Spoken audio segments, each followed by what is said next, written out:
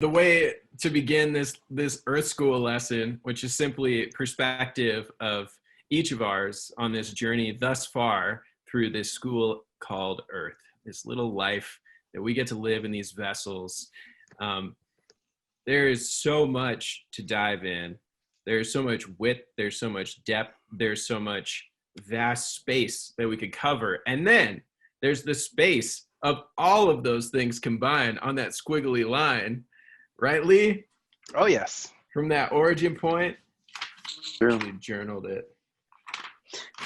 So when you say origin point, can you explain that from that squiggly line, that origin point? Yeah. Oh, me? Oh, sure. Anybody. Yeah, anybody. So yeah, the example that we were talking about, just like imagine it. We don't I need feel it. you. We were talking about how if we needed some type of reference point, birth would be that reference point. So date and time, location. If that itself was the constant, we were talking about how from that point forward, I saw this really cool illustrated example of like future probability in terms of quantum reality. I actually have the drawing here still.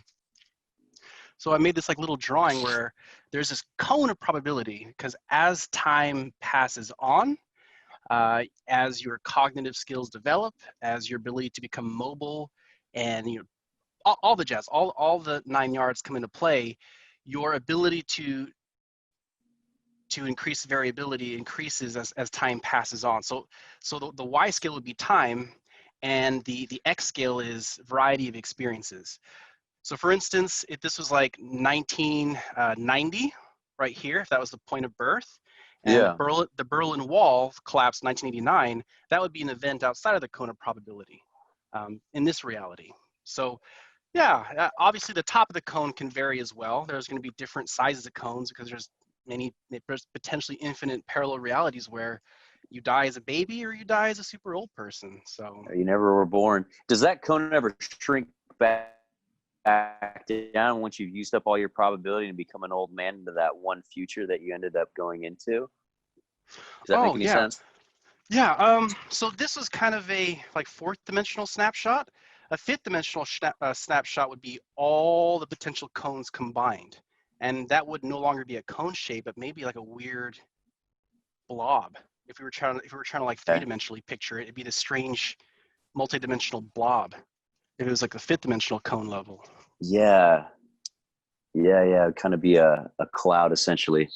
Mm-hmm. Interesting, of all the data points. Interesting. That's fascinating. Well, you're going to need it because, I mean, we're diving past these 3 dimensions. We're going into the land of the souls. So I actually want to start maybe not start the conversation, but I want to share something. But out of curiosity, Grayson, are you familiar with the Seth series at all? Tyler kind of showed me a little bit of it, but not really. Can you give me a quick little overview? Yeah. So quick abridged version. Okay, I guess to tack on to that question, are you familiar with like channeled material? Okay. Yeah. Okay. Yeah, it's kind of it's different. It's a different source of information. Like Tyler and I have kind of connected over like Abraham Hicks, for instance, which is all sort of channel information. People are sort of on the fence of like, is this real or not? I've had to just kind of dive deep into it and take the information that's given and play with it to see if it is applicable, real. And some of it's, the channelers out there now are a dime a dozen, right? So you have to kind of use your gut to kind of wade through all that and find, okay, this is legit, this is kind of weird, this is too much static, I don't really agree with that. My first foray into metaphysics was through a book actually that I found on Amazon when I was like 18. This is just kind of my backstory and kind of like my get to know you piece. When I was 18 and I was super ignorant about everything, I was really interested in lucid dreaming. There was enough information about lucid dreaming. I was just like, oh wow, lucid dreaming, that sounds really cool. I want to give that a try. And when I was looking up books online on Amazon, this one recommendation came up saying, I actually have the book. Give me 1 second. Take your time. Cool. This is the first metaphysical book I ever bought, and I still have it. It's kind of beat up, but right here. This is Seth Dreams and Projections of Consciousness. And I was reading the reviews and everyone's like, holy shit, this book is incredible. So I was like, okay, you know what? It's 99 cents. It was 99 cents. I was like, yeah, I can spend 99 cents on some beat up ass book. Reading through this book, and that was my first introduction into channel stuff. I was like, okay, some disembodied spirit talks to a human and gives information. That sounds super goofy, like whatever. Yeah. But the reviews, I'm like, all right, 99 cents, it's totally worth the gamble. Holy shit. So there were some exercises that they gave, so this entity Seth, kind of give some background on Seth. Seth is essentially a previous incarnation of the channel person, Jane Roberts.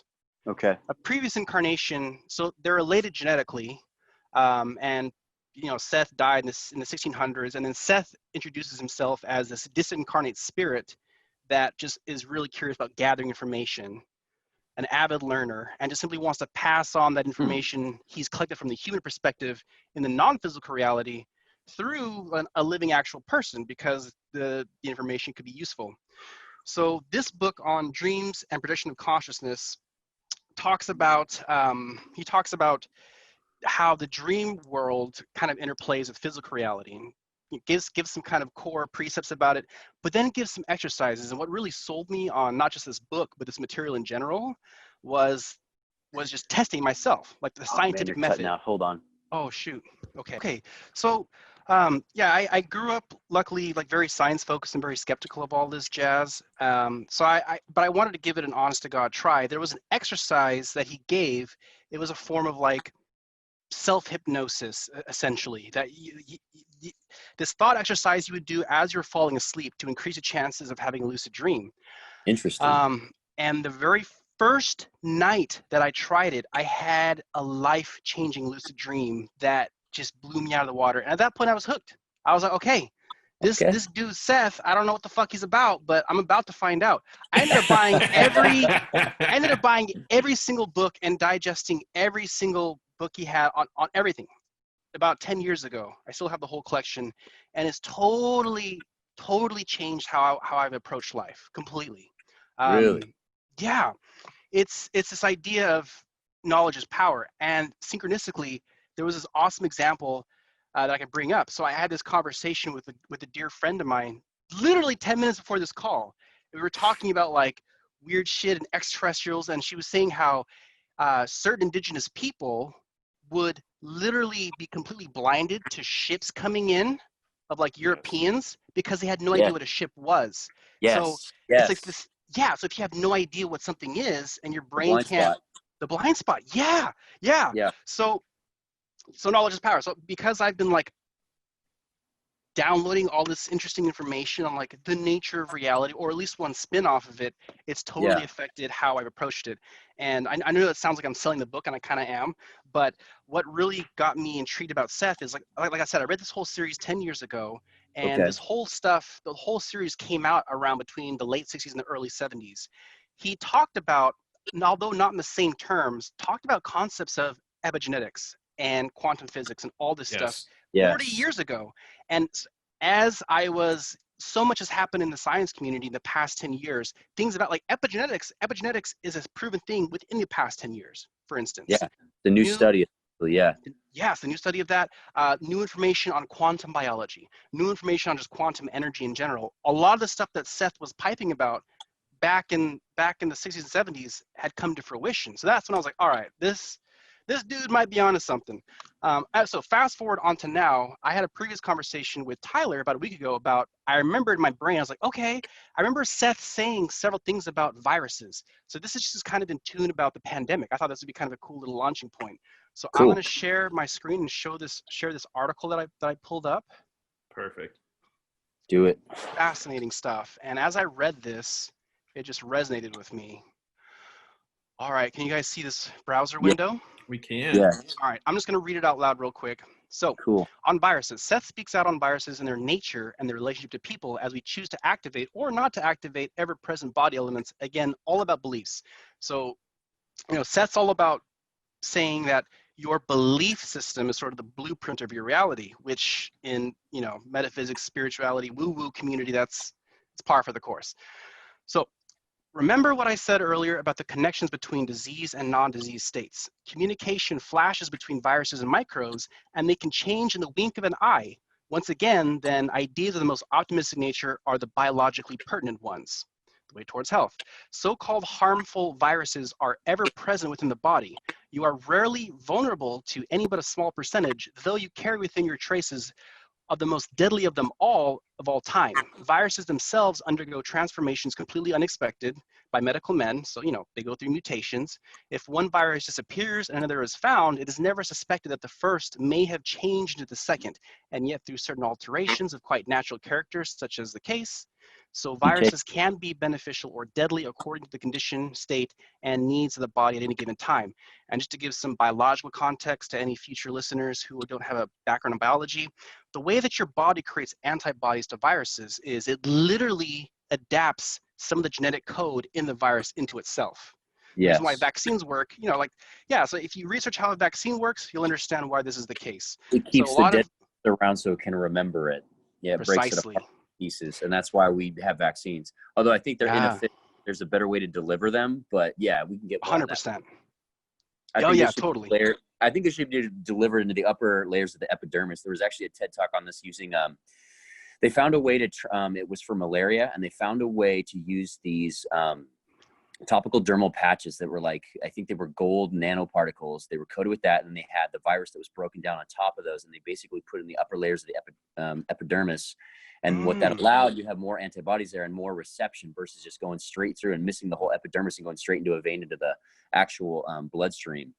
And that makes really sense. interesting study. It was like 10 years ago, and I don't think they've done anything with it, but I'm like, that's kind of, I think that's how we should approach it. Let our immune system, let our bodies like really adapt to that. Let them, do what they were designed to do, or, evolve to do, whatever way you want to look at it. Anyway, side note. Yeah, no, thanks for bringing that up. That's a good point. Yeah, that was that. So viruses, we basically are, we do have, so these next two paragraphs are going to be kind of controversial in today's times, but this is something that I've always carried as a belief internally. Earlier Tyler, we were talking about the efficacy of how a virus can infiltrate your immune system versus your mentality, like psychosomosis. So the viruses in the body have a social cooperative existence. Their effects become deadly only under certain conditions. The viruses must be triggered into destructive activity, and this happens only at a certain point when the individual involved is actively seeking either death or a crisis situation biologically. So there is there's either, whether it's conscious or subconscious, there's some level of free will that tells your body to activate the switch. Now, boom, this last paragraph hit me like a ton of bricks. To a certain extent, underlined, epidemics, which we're going through right now, are the result of a mass suicide phenomenon on the parts of those involved. Biological, sociological, or even economic factors may be involved. In that, for a variety of reasons and at different levels, whole groups of individuals want to die at any given time, but in such a way that their individual deaths amount to a mass statement. Biological, sociological, or even economic factors, all three of which have been building and crescendoing to this insane amount in the past couple of years, right? So biological, we've been having fucking race issues. Like, even though we thought that racism was gone a while ago, in just the past couple of years, it's resurfaced and grown even more so because of like social media and transparency and all this people to voice. Sociological, right?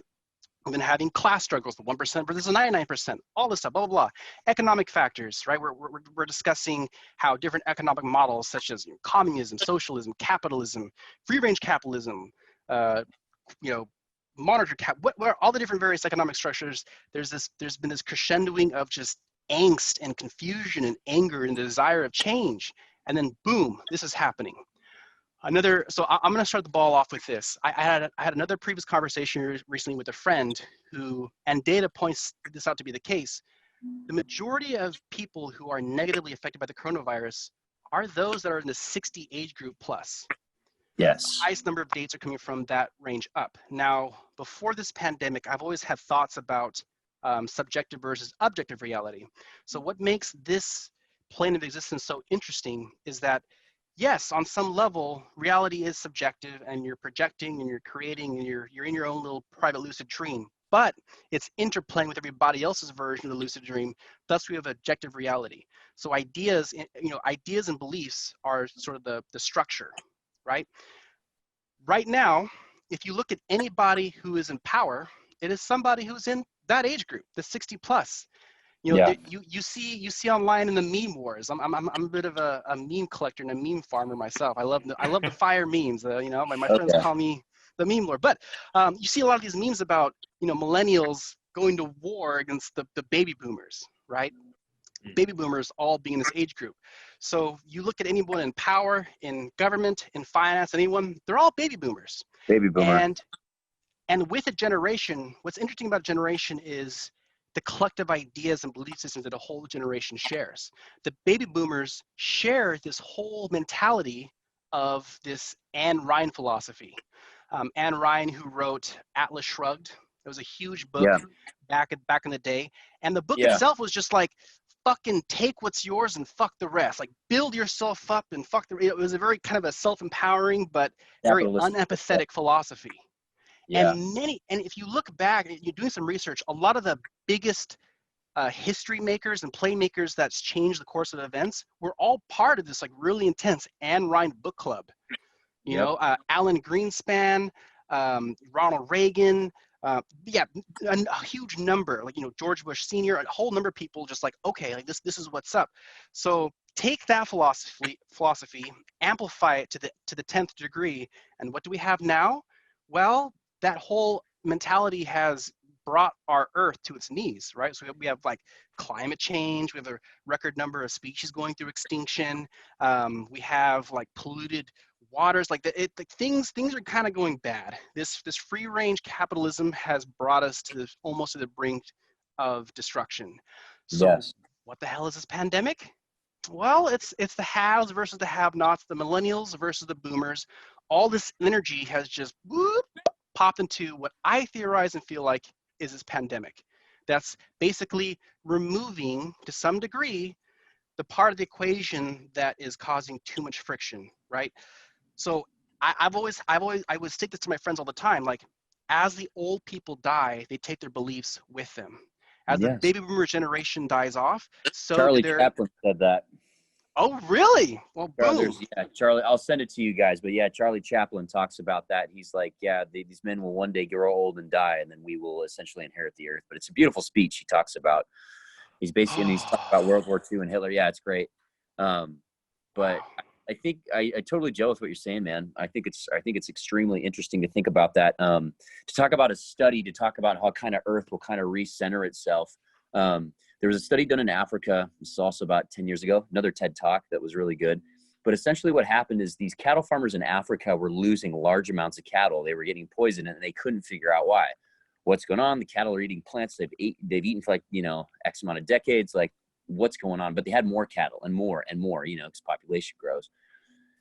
And what they found was these cattle were overeating the plants. And when the plants felt threatened to overeating on a point where the plant would die off because too much of its body had been eaten by these cattle, they would actually send chemical signals to the other plants and they would change their pH. And the other plants that got the chemical signals via the air would change their pH to where it would actually become poisonous for the cattle to eat those plants.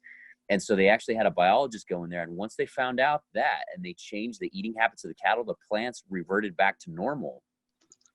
And the plants' pH reverted back to normal, and the balance was made again. So when things get out of balance a little bit, nature has a way of communicating with itself and taking care of business. And is this part of it? It's possible. It's definitely possible. And that's definitely something to think about. Definitely something to think about, And when you think about like your microbiomes in your gut are, sometimes you have neurons inside your gut. Tyler and I were talking about this, and that will influence your gut influences your brain behavior. Yes. Going to another study about, I don't know if you heard about there's a bacteria. So there is a bacteria that can only reproduce inside the gut of a cat, but it likes to have its host inside of a rat. So what it does, they used to think it was a parasitic relationship. It would essentially knock out the smell and the fear receptors inside a male rat's brain. And so when it would smell cat urine, normally it'd be like, oh, I don't want to go there. But it would be like, oh, I don't care, whatever. So the rat had a higher probability of being eaten by the cat, and thus the bacteria could, complete its reproductive cycle. What they found out is that the rat, actually the male rat, is testosterone was boosted by having this bacteria in his body and being infected by it. Thus, he would actually procreate and have more offspring. So he had a higher chance of dying, but he would have more offspring. So it actually was a symbiotic relationship through nature. And what's interesting, there was this doctor in Italy that was analyzing all these motorcycle deaths, and he knew about this study with these rats, and they actually found that same bacteria inside male, like the motorcyclists that were dying in these large amounts, found it inside their brain. So the idea that we're not connected and we can't fuck with stuff is completely asinine. We are so connected. We are so tied in. Everything from our guts to the soil, everything is communicating. Everything we're doing has an outcome, And if you think the placebo effect is this miraculous thing, no, it's tied into everything. So everything's communicating and talking, and that's what's going on right now, in my opinion. And I'm not a doctor, but I have taken some biology classes. I have gone to college for that. But anyway, that's just my 2 cents. And I just wanted to add to what you're saying, because I think it's really cool. And I think it's very interesting how everything is interconnected. Yes, the micro affecting the macro, always. That's interesting. I didn't know it was a bacteria. I could have sworn this whole time it wasn't actually a parasite, but it's a bacteria. I think it is a bacteria. I can double check, but I'm pretty sure. Because that same thing, along that same vein, just to add on to it, there's a lot of cat owners in France, and they found that the large majority of people in France have that bacteria/parasite, and they found how, French men have this stereotypical thing about being like a little too machismo, a little too macho, and they factor it in as part of that weird fucking cat parasite/bacteria thing. So, yeah, man, it's fascinating. Nature. Yeah, you think about, like, the internet was founded off of mycelium. The guy, I forget what's his name at MIT, based off the internet off of mycelial networks. That's what he based it off of. And now we're finding like everything is like and everything does communicate, and the mycelium will actually transport. Mycelium network will allow plants to, like, so if a tree has offspring, it can actually communicate them via chemical impulses in the soil, and it can actually send their offspring nutrients so they will grow. Like there's all this stuff going on. Super intelligence. We think we're so high and mighty, but we're just a biological process, That's what's interesting. Oh yeah. Yeah, it's bad. It honestly is just, I'll sit out there and take some mushrooms and I'll just think about all this stuff, or I won't, and I'll just look at my plants in my backyard and I'll think about all this stuff. But yeah, I love it. Get little downloads from the plants. Plants like, oh, so we got an audience. Let's pass on some secrets. Well, what's exactly, that's the thing about the mushrooms though. But if your body is hardware or wetware, as we call it, like when you take psilocybin or mushrooms or any sort of like plant-based like psychedelic or any food, it doesn't have to be a psychedelic. That's actually software. That stuff is communicating. Oh yeah. Yeah. 1,000% yes. Yeah. And then we're getting there. Like we've done it like digitally, and we've created this whole like mechanical system that does it. Now it's digital. But what we're finding is that, like, I work at a data center, right? And so there's all these servers, and like I look at this thing, it's the size of a vending machine. It's worth like $3 million because it's got like Google Maps, it's got some banking information on it from like USA, and like it's like, this is why like Google makes so much money, is because these data centers, because your data's worth so much money. But they literally have to be, it's in the Dalles, right next to the dam. There has to be a transformer station to send all that power down, and it uses about 3 times as much power as Portland.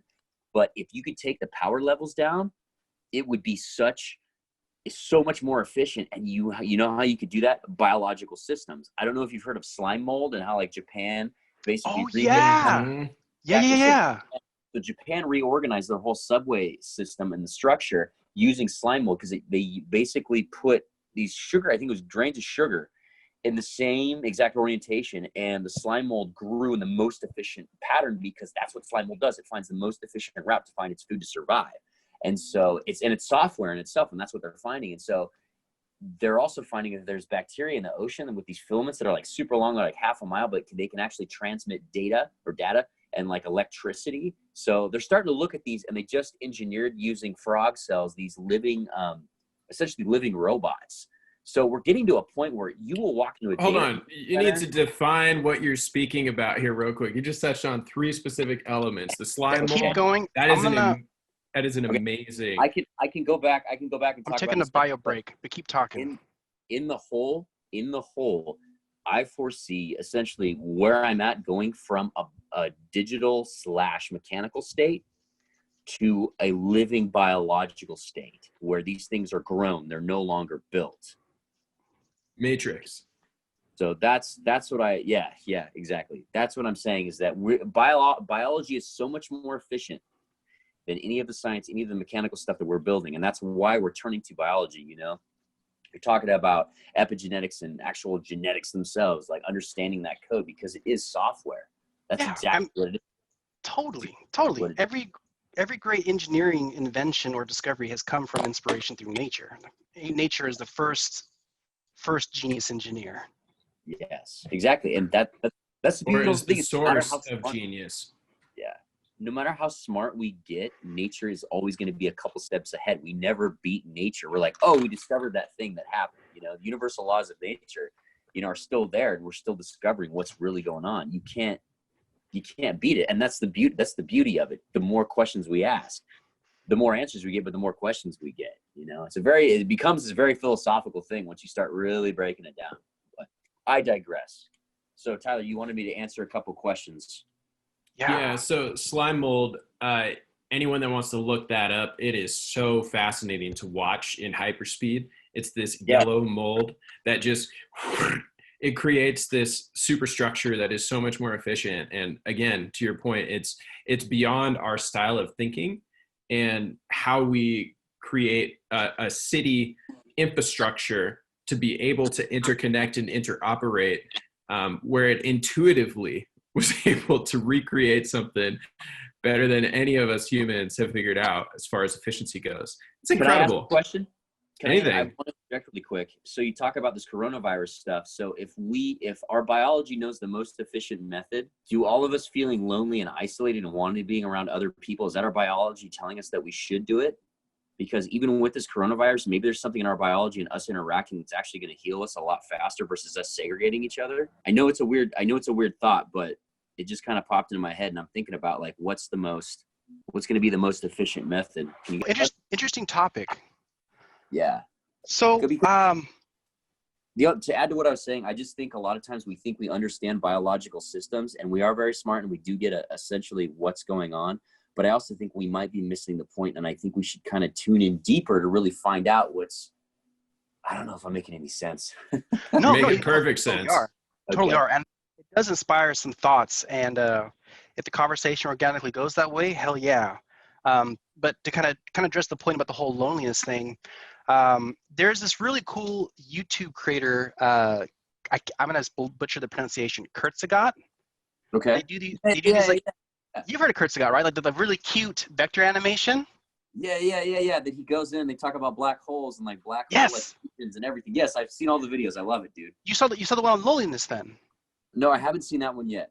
It's a new one, right? Well, sometime after the talk, you have to check it out. It's a couple months new, but they talked about how human nature, like enough evidence has come about to show that we cannot live a full and healthy life as a human completely isolated. We are a species that is social by nature, and through just centuries and centuries of evolution, we basically have come to adapt ourselves to thrive in just small constant communities, like a tribe, like a Native American tribe, or a small little kingdom or a village or whatever. But now, because of technology, you might have heard this term, the world has gone flat, meaning that our transportation technology, the way that we are able to transfer information is so fast, we're not restricted by living in a community to get resources. We can go anywhere. But what we were unconsciously doing is breaking that super long tradition of being in a community. Being with, and a community is so much more than just people you're familiar with. People that you're familiar with, people that you grow connections with that are kind of like your subfamily. And that you have to have some level of feeling that someone has your back, because evolutionary wise, if you were by yourself, your chances of getting eaten by a predator was so much higher. Like we were adapted to have each other's back and help each other out. So I see, technology is obviously a double-edged sword. I'm seeing a lot of positive stuff coming out of it and some negative stuff, with anything else. But some of the positive stuff is seeing how people are creatively finding ways to build community. Speaking of the devil, like here we are, right? Like We're in quarantine, Amen. but we're hanging out in a weird way that still feels good to the heart. So, it's. You know what we call this, Lee? Huh. This is the quarantine. Here's what I'm doing with this one, just so you know. Yeah. Boom. I'm going through and I'm putting minutes and topics. Wow. So everything's getting transcribed. So impressed. So this right here. So well. Dude, like, what is community and subfamily? Like, these are massive, massive topics, and we're covering them in like a minute. Yeah. It's amazing. It's amazing. It's so good. You're amazing. Dude, your got note-taking's incredible. Thank you, brother. I actually, I launched rootstothefruits.com, right? Yeah. Yeah, I totally forgot about it. I went on to GoDaddy today, and I was searching for domains because I was like, am I going to go with Earth School now? Like, is that what makes sense? Because I told my brother, and he was like, dude, Earth School, it sounds like adventure school or something. Like, I remember going to, whatever. And so I was like, oh, that's right. And so I still own Entree Progression, and I still own Roots of the Fruits, but I actually developed out Roots of the Fruits. So I was editing it today. And that's where this is dope. Yeah, that's where it's going to land, because it actually encompasses everything. It's source to manifestation, right? The passioneering, the creationeering. Like, that's where all those funky worded concepts came from, was all the energetic presence that you and I co-created like a year ago. That's my goodness. Out in Leavenworth. Woo! That was so incredible. Man. Yeah. Damn. No, I really appreciate all this, Tyler. Likewise, it's the magic. It's the magic in action, honestly. Yes. Well, and it's so funny you're bringing up Seth to begin this. I don't even know which book that is. Is that number 3? So these excerpts are pulled from all of his books. The last one that I know the excerpts were, because literally chapter 7 of The Nature of Personal Reality, I listened to that same quote 3 times over last night, between inside, hot tub time, looking at the laser light. Like, yeah. It's so freaking powerful. I've been listening to Seth. Game changer. I shared a chunk with you, and I shared with probably a dozen friends, maybe more. And it was just this excerpt that's like 15 minutes, and it's at the end of chapter 8 or 9. I don't recall. It's the end of part 1, and it dives into the concept of the cells, right? All right, they're guys. Within an organ. Welcome back, brother. The cells, right? They make up an organ, but they're constantly living and dying within that organ, right? So it's kind of its own organism, right? Yes. So that we have cells, and then a bunch of cells together make up a self, right? And so we have ourselves, but it's a bunch of our incarnations. It's a bunch of our genetics, right? Linked backwards and forward through our linear time, that equal the greater soul.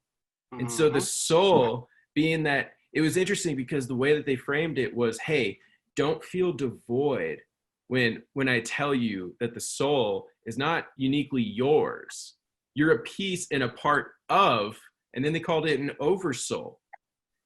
And it's like, whoa, okay, hold on. So in the same sense that we think of a heart as one organ, right? We think of a liver as a kidney, as, our intestines as one organ, but yet everything that lives within that organ, I don't know if it believes that it's, part of this body, or if it just believes it's a part of that organ. That's a good point. So this is just my thoughts and my beliefs. I believe that every single cell is conscious that it is participating in a collaborative effort. Like, it realizes that it's part of a team, and it's consciously choosing to do its best to support the whole. And I think cancer is when. So Seth, and you'll discover this in time. Seth pretty much talks about how all illness, all disease, anything that's quote unquote wrong with your body has a mental or emotional attribute. It's all psychosomosis. And if you're really into like epigenetics and spontaneous recovery, all that stuff, that seems to be the case. Cancer is when there's some aspect of you that's fighting against itself. It's like you might have, maybe you're holding on to like a really intense grudge, or maybe you're consciously putting yourself through something that causes your emotions to be in whack. Well, some part of your cells are like, you know what, fuck this. If the ego driver is wanting to just do their own thing out of flow, then we are too. Like we're gonna start a strike. Cancer is a strike. Go for it, Grayson. Yeah. Have you ever wondered if like cancer is actually like an evolutionary process that our bodies is still working out? Like it's actually kind of the next step in the evolution, but our bodies aren't kind of ready for it. You ever wondered about that? Ooh, Because that's apoptosis is programmed cell death, and cancer just doesn't have that. It doesn't have a natural cycle of beginning, birth, and end, right? Yeah. Okay, so like maybe we're slowly evolving and we're working out the kinks, right? And maybe we want to live longer. Maybe the cells know, and maybe they're trying to get the sentience to this place to be like, hey, we don't necessarily have to die off. We can actually do this instead. But because we're still evolving through that process, and because our minds are getting to a point where we want to live longer, because, the body, doesn't outlast the mind. And so it's just like people having 3 sets of teeth, It's like we are slowly evolving to a place where we're like, hey, maybe this is kind of the next evolutionary step, and we're fighting this thing. I don't know. Like I saw an episode of X-Files years ago when I was a kid that literally like ate other people's cancer, and it made me think like maybe cancer is an evolutionary like adaptation that we're slowly like evolving towards. That's I don't know. a fascinating take. That's awesome. Thought. I would totally buy into that. Totally. Can I interject? Yeah. Okay, Absolutely. so Seth speaks on this in, chapter 10, the nature of personal reality. And their point is that we actually, our physical existence, we can't do infinite. We can't. And so I was sitting here sitting in a hot tub, looking up at the sky and the stars, listening to Seth, eyes closed, thinking, whoa, wait a second. Peter Diamandis, Ray Kurzweil, Human Longevity Incorporated, right? All of their efforts to essentially reduce dis-ease. Infinite human. Yeah. Right, because Ray Kurzweil talks about it as human longevity escape velocity, right? So here's our linear transgression as a human, and then here's where our technology supersedes that. And so, Grayson, what I'm curious about is with that cancer analogy, with that cancer paradigm of, hey, it just doesn't have a programmed cell death, but yet all of our cells, like we're an entirely new human, like all the time, every microsecond, there's so much death. Every 7 years is a new body. Yeah. In its entirety. And I think it's, what is it, 1.5 years for all of our skin? Sounds about right. Maybe 6 months, something like that. Sure. 87% of facts are made up on the spot. It's 99% correct. So how does that play together? Because, Peter set out a goal that, hey, turtles can live past 700 years. So I want to live 700 years. He set that out in college. Okay. Yeah, it seems like, why not? If we go back to biblical times, which again, Seth does reference an awful lot. There's a lot of talk around Jesus, around Bible, around cultures that we acknowledge and are aware of, cultures that have not ever had any written, way of being traced or tracked. So with that said, was it Moses that lived for 700 years? Wasn't that the theory in the Bible? He lived a long ass time. Same with the OG family, like Adam, Eve, their offspring, and their offspring's offspring. They would live thousands, past 1,000 years for a long time. So are you saying that they lived to 1,000 AD? Not 1,000 AD. No, back when they were from my vague recollection, they're some of the OG humans, like Adam and Eve and their offspring. They were, according to the Bible and different interpretations, lived for more than 1,000 years. Not pre-Christ, obviously. So some of the OG humans in the Old Testament could live a long ass time.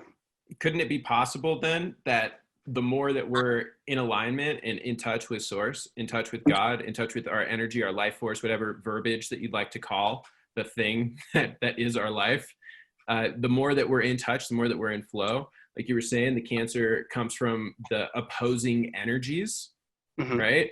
That are pulling against each other. And so what comes out of that is this epic thing that actually just doesn't stop growing. Epic life. I'll start with saying that's a very multidimensional answer. Cancer has multiple purposes. In some cases, cancer can be the motivation for change to put you back in harmony, and in some cases, cancer can be the reason why you just need to go out. I remember reading the story about some like super famous Indian yogi. He died like 7 years ago, but he was like this very influential yogi who like lived in a cave. He had like the most natural, organic, spiritual life ever, but he died of like gallbladder cancer or something. He died of cancer. I was like, what? Why would a yogi who had this very pure life die of cancer? And he basically knew like this is just his body's way of just like exiting out of his role. Like he came in for a finite amount of time and then he left. Some people have cancer because they need to change what they're doing. It's a warning signal. And some people have cancer because it's just their chosen way to like exit the stage. Have you guys read the Tibetan Book of the Dead? Yes. Is that what you were just holding up? Well, parts of it, not the whole thing. I got to reread the whole thing. Okay, enough said then. Yeah, I don't know. Like I think about like I want to live forever. I'd love to, you know, and maybe transmute into something else and eventually like, you know, meld myself with the cosmos. But I think that the idea that we have these finite lives, I think that's what makes them really special. Yes. And remembering, it's that scene in Fight Club. It's not saying, but knowing that one day you're gonna die. Like we're all gonna die, and like that. Like it's even now. Like I'm 33, and I'm like I'm never gonna die. Like no, I'm never gonna die. Yeah, you know, even with like I research really heavily into Ray Kurzweil's stuff. I research in technology. I research new articles in Science about how they found a way to manipulate the telomeres, which are your biological clock. They found a way to pause them. There's all these ways to pause aging that are coming out. But I'm not gonna lie, I want to die. I look, not to sound like macabre, but I look forward to biological death. There's just some part of my soul that realizes being stuck in 3D reality is actually a limitation. Yeah. So if that's the case, if you're looking forward to death, in essence, right? Because to a large degree, we're all looking forward to death. I mean, Steve Jobs' commencement address stated it so elegantly, you know, that it's looking death in the face that causes us to live. Yes. The finite nature causes the action, Paradox. The love, the compassion. Exactly. But as you described on our last session, episode 1 of Earth School. Was that really episode 1? Oh yeah. It's you know what's funny up, dude. This is all getting published. Like, I had no idea. Absolutely. I was kind of just suckered into it, but I appreciate that I was. Well, and then we're going to pepper in all of your links and all of your projects and your sound engineering and your Upwork profiles and, you know, with Grayson, his art and, you know, his voices that he does. I got to say, Tyler, thanks for putting this on, and Lee, wonderful to meet you, dude. Likewise. You know, this isn't the end, but I'm just saying, like, thank you. But you know what? It's that awareness that this will come to an end that causes us in the midst to actually enjoy the process. Yes. Honor the present. Yes. So how do we balance that on an emotional level? Because I'll tell you what, patience is permanence, right? So that omnipresence, that omnipotence of the soul allows us the grace of being patient. But yet, if we are only patient and we don't take actions in alignment with what we're called to, we won't manifest the results. How do we, love to hear both you guys' kind of paradigms around this. How do we balance the emotion of the mechanics of the mind, the body, the physicality, the birth, life, death process with the infiniteness of love, compassion, connection, life force, energy, which cannot be created or destroyed? Grayson, I'll let you start. I feel like I've talked a lot in the recently. Holy shit, Tyler. He throws the big ones. No holding back. I know what my answer is. I know exactly what my answer is. It's 42. Yes, obviously. I wrote it down, but I haven't watched it yet. 42. That's so funny you referenced that, Grayson. I referenced that on our first call a week ago. I told him the same thing, like, you need to watch this thing, this movie, or read the book. It's funny. Yeah, man. Holy Synchro destiny. So besides 42. 60, 69, right? It's the infinite. It's the yin and the Nice. yang. Nice. Good money. Yeah, about the 69. I don't know. Like, how do you balance it all? I mean, Maybe not even the how, right? Because that feels mechanical. Just like close your eyes, feeling There's state, a mechanical as you component go to through. it. Exactly. And this is the thing, right? The tension between the oneness and the allness and the tangible and the physical and the kind of beginning, middle, and endness.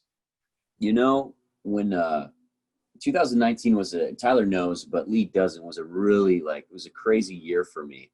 I went through a lot of stuff, a lot of growth, and 2020 growth for me too. But I think, I guess to put a metaphor to it, I would say that I had to realize that I was kind of like a tree. There was no right or wrong way. I'm just being. And the tree moves in the wind and it flows through that wind, just like the fish goes through the current. You can swim against it or you can swim with it and see kind of where it takes you. And you'll get a lot farther if you kind of go with the current, that flow. And there's that natural flow and that energy. And I was talking to Tyler about some like deja vu and some stuff I had before I got into my job and like how everything connected together. And for me, it's been discipline and definitely answering those deep-seated dark things that I never wanted to answer and going through those processes. But I think being able to do it, especially in a scenario that I didn't want to be in, allowed me the clarity to kind of move through it and find my own flow and be accepting of the path that I'm going through, if that makes any sense. Oh yeah. But yeah, it's I'm like a tree and I sway in the wind. That's Beautiful. about the best I can put Very- to it without explaining everything. Very poetic. Hell yeah. Yeah, man. Hmm. There's no wrong way that a tree grows. As long as it's growing, it doesn't matter. You don't look at a tree and be like, oh, those branches are pointing in the wrong direction. How dare that tree? You know, it's like you're completely accepting of it. And I think we should accept ourselves just like that tree. You know, I think we. How many trees have you seen that are on the edge of a cliff and the roots are just like all mangled and coming out and it's just like, It's surviving. It's not only surviving, it is thriving. Finding a Finds way. a way. By the way, Lee, Yeah. I like the jacket, man. I like the Dragon Ball on it. It's nice. Yeah, dude, okay, I gotta do the flip around. This is I got Shenron. Oh, there you go. Shenron on the back. Tyler, Wait, did you ever watch Shenron? Yeah, do you know Dragon Ball Z? Oh, it's the Ponzi scheme guy, right? No, what? Oh my God, no, Shenron, Tyler. man. I had to. I couldn't let that one go. No, Shenron's the magical dragon that grants you any wish you want if you No, collect all the Dragon That's a good Balls. question, Lee. Whatever Huh. happened to Shenron, did they ever get all the Dragon Balls and they get like the one question? Did it all come to an end or did it just keep going forever? No, it keeps going forever. So yeah, this is a small tangent. I'm going to answer your question, Todd. This is a small tangent. You collect these Dragon Balls, and there's 7 of them. You collect them all, and then you can summon Shenron for a wish. And after the wish is made, the Dragon Balls scatter across the world again. You have to wait a time period for the Dragon Balls to appear again. And they would normally wish something. The protagonist who's positive would wish something positive, like, "Oh, bring back my comrades from death that died in battle to save Earth," and jazz like that. So yeah, good old corny Dragon Ball. Love it. Okay, fair enough. I just didn't know. I knew like there were the Dragon Balls, you collect them, but I just didn't know if it ever happened in the series. Oh yeah, they made plenty of wishes. So Okay, I got time to rewatch as soon as I finish this job in a week. yeah, dude. Yeah, as soon as you finish, they also released another tangent for those Sorry, out Tom. there. Dragon Ball Super. So Okay. Dragon Ball Z was made in the early 90s, but they released Dragon Ball Super about 2 or 3 years ago, which is like so this is like a 20-year gap. Yeah, and it's brilliant. It's really good. You might like it if you were a fan of the original. Like Trunks in the future? Is that what it is? It's everyone in the future. Yeah, it's everyone after the Boo saga. So okay, sorry, side little anime nerd. Sorry. My uwu side. All right. To answer your question, so Tyler, you asked me a bit about the nature. Your first question last time was the nature of the soul. Like, what is the nature of the soul? And I made this comment about how it's a point of awareness that's able to kind of collect this data and make decisions. Something that I've come to just accept and appreciate about conscious reality among humans is that there is this supersymmetry to biological life, right? And this definitely applies to how we're built. We have this We have a left and a right side of the body. Interestingly enough, the right hemisphere controls the left side mechanically, and the left side communicates the right side mechanically. And although recent studies have shown that you're not completely hemisphere. So, okay, so there's this cliche notion that your left brain is logical and your right brain is creative, which for the most part is true, but it's not a black and white statement of fact. Like they've shown that the brain's kind of all over the place, but that's kind of inherently true. But we basically have two faculties that we use as a point of observation to navigate through life. We have logic. We're able to kind of create these abstractions in our mind of if A equals B and B equals C, then da-da-da-da-da. But then we also have the emotional side. And we're our whole human experience has been how these two have either butted heads or meshed. So for some people through genetics, maybe partly through genetics and partly through just magics, how the soul or the unique individual identity is created, some might be a little bit more logical leaning than emotional, while others are way more emotional than logical. And I'm just bringing up an old cliche stereotype, but men are a bit more logical and women are a bit more emotional, which in today's age is very inflaming, right? Like whole hashtag feminism. No, there's men that are very emotional and women that are very logical. But there's these strange stereotypes that appear. At the base of humanity, we are emotional creatures. No matter how logical we get, most people will always react out of emotion, whether it's out of fear or love or pleasure or pain. Earlier, Tyler, we had talked about how there is this one motivational principle that directs all biological life, including plants and fungus, which is pleasure over pain. Tit for tat. Yes. Yeah. It makes sense. Why would any conscious organism want to go towards pain? Nothing of the sort ever exists. We constantly want to go towards pleasure. Plants will always grow their plants towards the sunlight, their leaves for the sunlight. Fungus will always try to find the most nutrient dense patch. It just makes sense. That's just the world. That's the reality that we live in. There is this wonderful study, and I'm going to send it to you guys, but it's from I call it from MIT. Oh my God, the wine. It's from MIT. It's behavioral biology, and it has to do with game theory, tit for tat. But it talks about bacteria and fruiting bodies, whether or not a primate's going to cheat. But I would love to read that.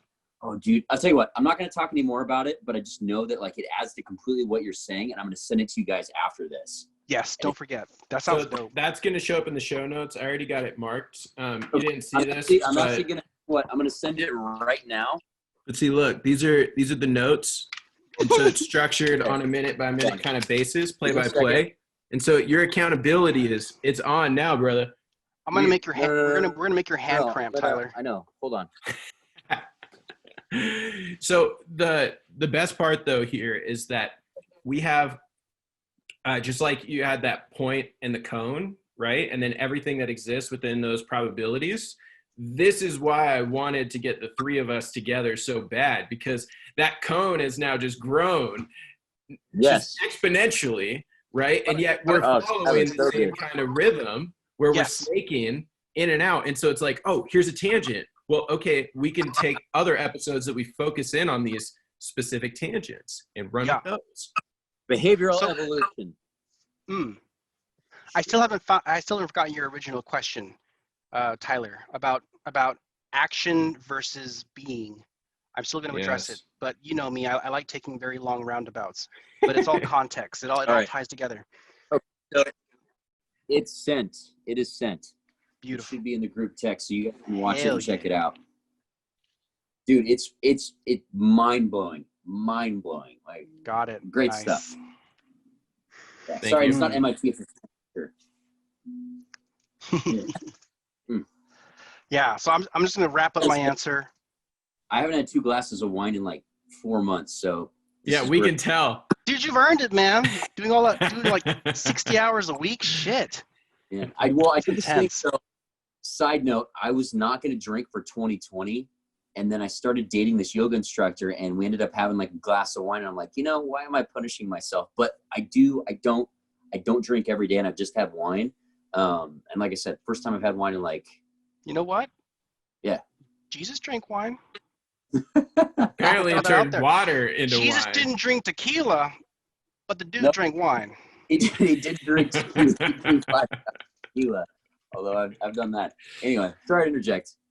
Pardon me. All right, Andromeda, Okay. let's hear your answer. It's Yeah. from 15 minutes Oh. ago. Yeah, so Sorry. action versus being. So everybody, so I was talking about how there's like left brain versus right brain and all that stuff. I'm going to just throw in some personal anecdotal experience. I've been very, very left brain most of my life, and we've gotten to a point to where left brain by itself can still lead you feeling depressed. At the end of the day, we're an emotional species. If you are logically doing everything by the book, you can still feel like a piece of shit. You can still feel like you're empty, your life is empty and it's not worth anything. So, okay, so what? You live by your guts? Well, there's plenty of anecdotal evidence out there, like infinite stories out there of, I just listened to my gut, and because I did, I avoided this terrible situation, or blah, blah, blah, blah. Okay, so what? So you just listen completely by your emotion? Well, not necessarily. Sometimes your emotions will lead you to a destructive choice, such as addiction or a bad relationship or all that stuff. So where's that balance?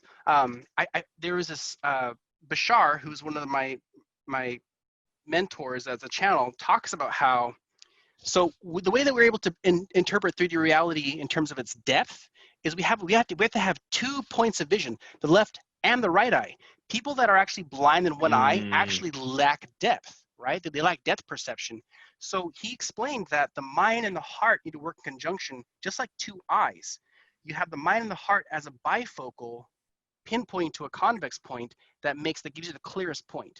So this is a point that's just, but the thing is like everybody's so different. Everybody has their own perspective lens, right? Prescription. Everyone has their own unique prescription, their prescription lens of how much of each they need to apply to find the truth. And that just comes through experience. So I'm happy to report that at this point in my life, I've gotten to a point where I can logically like think, okay, here's all the pros and cons, and then I sink into my gut. And my gut's like, you know what? Out of all these choices, this is what's up, homie. And then boom, scientific method. Okay, using my logic and my heart in conjunction has given me collectively over time the best fucking outcome. So I love this. Oh my goodness. I put multiple stars next to this. Okay. Gandalf. They're in the cave. They're going through Gamoria. And they're seeing they're seeing all the doors. And they're like, shit, what do we do now? Staff down, weapons down, people are sitting. And Gandalf says, that's the way. And he points to this one. And I forget who it was that asked him. It was probably Frodo. He says, how do you know? And he says, it smells good. Smells good. Smells like a cook.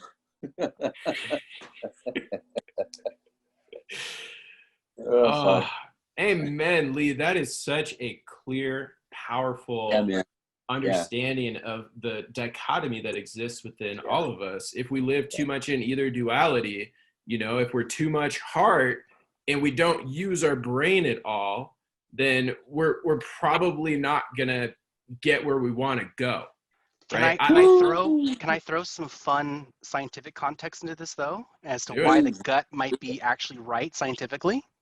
Wait, could it be that neurons exist in the gut before they're anywhere else in the body, like the heart or the mind?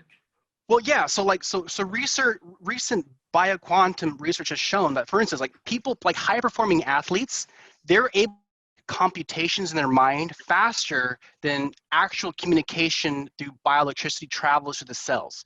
So from the physical reality, how, because like we're bioelectrical machines, right? Your synapse makes a spark and then our reactions are faster in some cases than that communicated line is able to process. So your intelligent biology is already in the quantum realm, right? So the Seth series kind of alludes to this, and other things I've read have also alluded to this, but there's quantum biology. So check this out.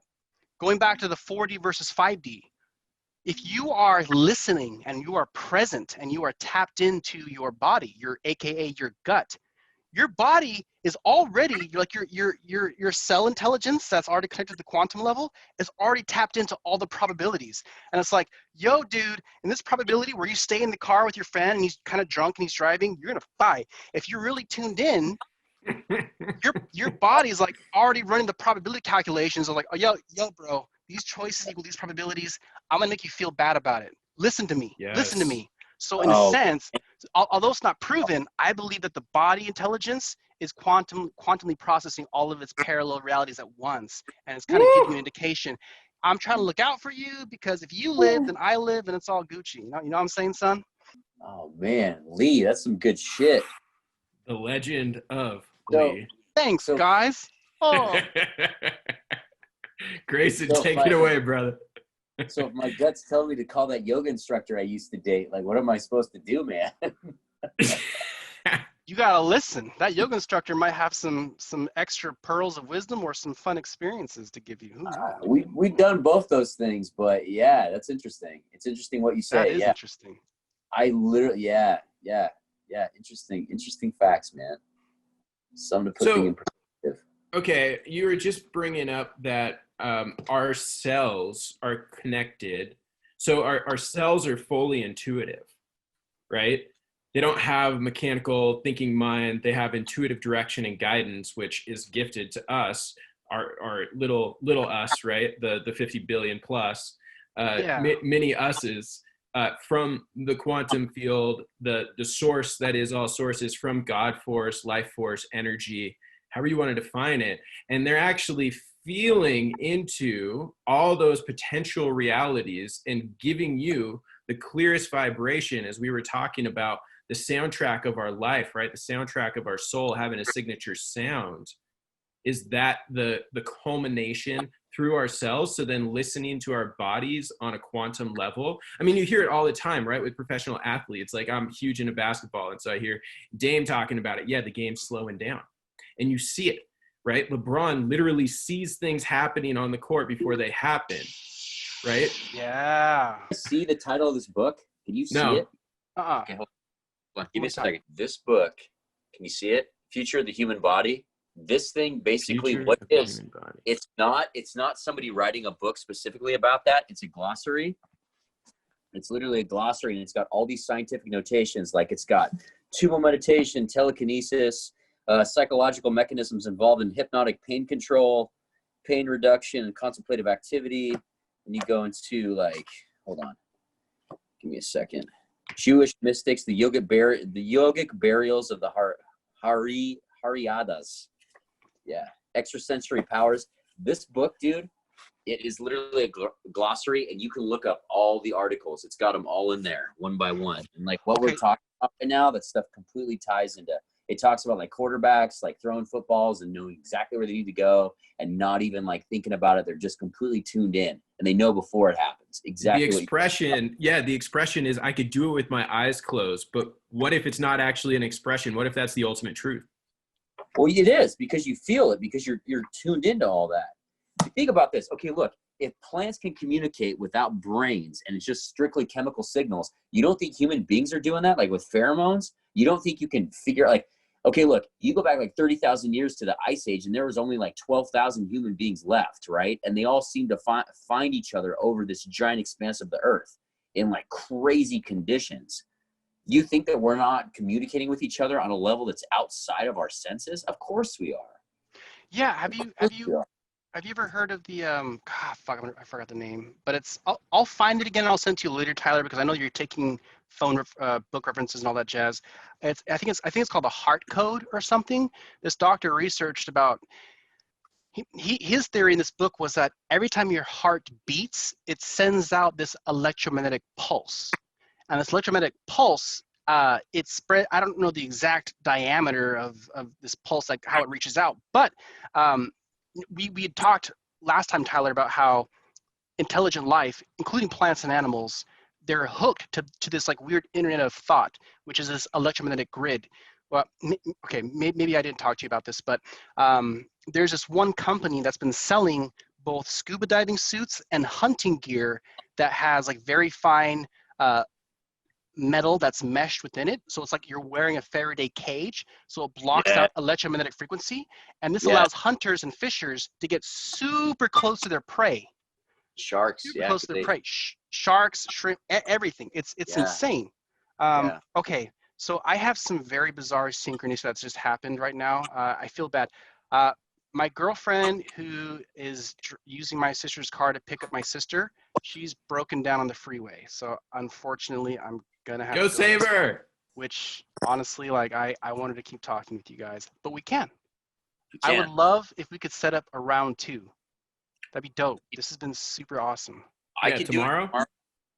We could go tomorrow. What time tomorrow? Maybe same time? We could do the same time tomorrow. Yeah, that would work. I'm more free towards the evening-ish. Tyler, what do you think? Oh, I'm wide open. You guys are my priority. That's what I've got to say about that. This is like, it's such a joy. Like, having these conversations in isolation feels like such a disservice to my former self and my future self, right? As I look back on all the lessons that have been learned and how much I've tuned into so many different sources of what I would consider inspiration or wisdom. Like, this is all we're doing right now, is we're capturing these incredible conversations. And I have a feeling other people are going to really, really appreciate this and want to join in. So ultimately, that's the goal, right? That's what we're doing here, is that we're building this community, right? This whole concept around Roots to the Fruits is this beginning, middle, and end. It's this, it's the heart and the head. It's that hybridization of both. And how do we actually play in this game of life in the most compassionate, effective, energetic, supportive, loving, playful manner, so that we get to manifest nothing but the best feelings possible and the best friendships, the best depth of experiences, be able to close our eyes and throw a football exactly where it needs to go, right? Hoist up a shot from 3/4 of the court and know it's going to go in. Yeah. Beautiful. Wonderfully said. Yeah. I mean, I just tie it all together. Like, this is right now in the present, at least in my mind, a demonstration of all this. Like, my from the previous conversation, like, my heart has been wanting to do something to share all this, but my logical mind, as skewed as it is, just like, you're just gonna inflame people, or they're not gonna listen, or da da da da. But Tyler, this is why we need friends and communities. You had enough heart to push past that on my behalf. So bless you guys, honestly. Amen. Lee, good to meet you, dude. Likewise. Dude, yeah, it's fantastic, dude. I'm super stoked. Dude. All right, go save Mikkel. Thank you so much, man. This has been tremendous. Yeah. Dude, that's my favorite emoji now. This is the one that I use, the live long and prosper. Our family. Awesome. All right, dudes. Well, this has been absolutely tremendous. Do we want to just do the same time tomorrow? I guess we'll just coordinate. But yeah, I'm gonna get all this stuff in the transcription, so I'll share the links with you guys. Did you get the prior stuff that I had shared on Otter? Yeah. Just so you know, with Otter, what's so dope is you can listen at 1.25, you can listen at 1.5, you can listen at 2x, and you can watch going through the digital transcription. And so I'm literally editing as we speak. And now I have a team that's doing this for Avanti. So they're going to be folded into doing this for Roots to the Fruits and for our mental, our spiritual, and our curiosities of what this world is, what this life is, what this existence is all about, and how to enjoy it the most. Well, amen. Amen. That was fantastic, Tyler. All right. Love you guys.